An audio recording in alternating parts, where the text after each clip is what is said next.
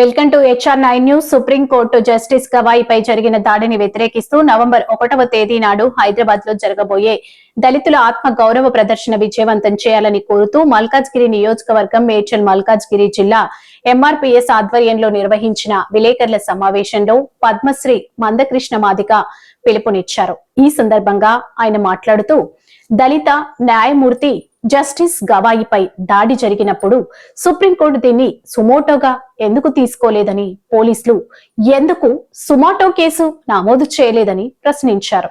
దాడిని ఖండించిన రాజకీయ పక్షాలు దాడి చేసిన వ్యక్తిపై చేయాలని ఎందుకు డిమాండ్ చేయడం లేదని, ఇలాంటి రాజకీయానికి మేము వ్యతిరేకమని ఆయన వ్యాఖ్యానించారు.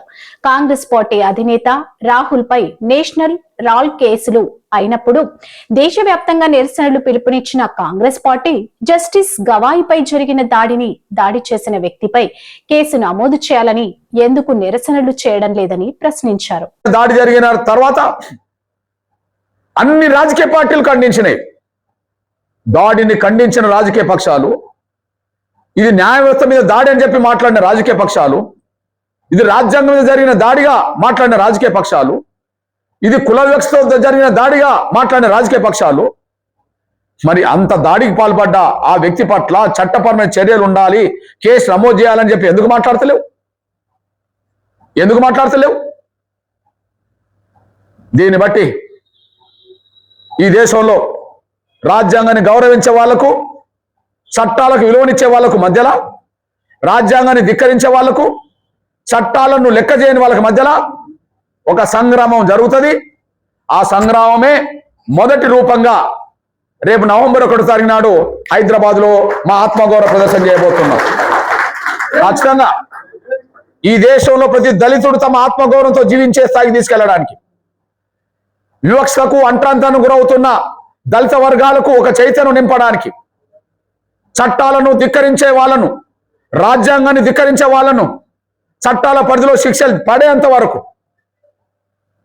ఎవరైతే రాజ్యాంగాన్ని ధిక్కరిస్తామంటుండ్రో, ఎవరైతే చట్టాలను లెక్క చేయమంటుండ్రో వాళ్ళను రాజ్యాంగ చట్ట పరిధిలో వాళ్ళకు శిక్షలేసేంత వరకు ఈ పోరాటాన్ని ముందుకు నడిపించే బాధ్యత మేము తీసుకుంటాం.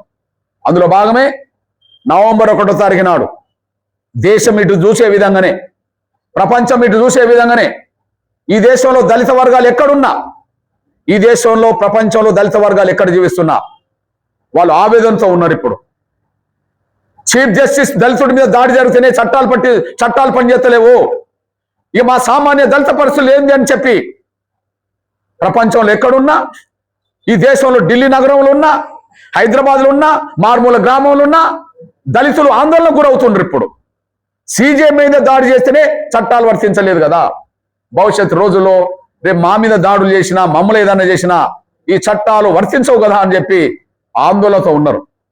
ఆందోళనతో ఉన్న వాళ్ళందరినీ కూడగట్టడం కోసం, ఆందోళన గురవుతున్న దళిత వర్గాలను ఒక ఆత్మస్థైర్యం నింపడం కోసం, ఈ దేశంలో రాజ్యాంగాన్ని గౌరవించే వాళ్ళకే చోటు ఉంటుంది, చట్టాలను గౌరవించే వాళ్ళకే చోటు ఉంటుంది, రాజ్యాంగాన్ని ధిక్కరించే వాళ్ళకు చోటు ఉండదని చెప్పడం కోసం ఒక ప్రజాస్వామిక ఉద్యమాన్ని చేస్తున్నాం.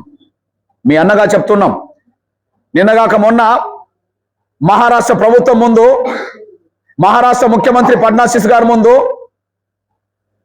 ఒక ప్రముఖ మావోయిస్టు లొంగిపోయాడు.